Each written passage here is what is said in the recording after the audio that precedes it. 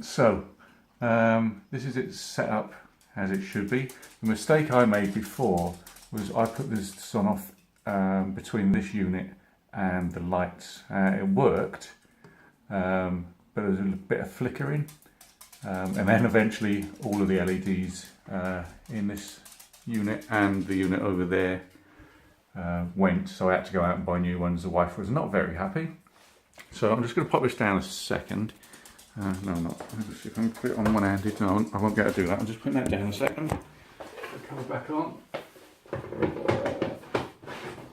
So, okay. So the covers are back on. So that's what they look like with the covers on. So that's my dog being bonkers. Computer, turn on front kitchen. Okay. Computer, turn on back kitchen. Okay, so you can control them individually as well. And I've got the lamp over there. Computer, turn on lamp.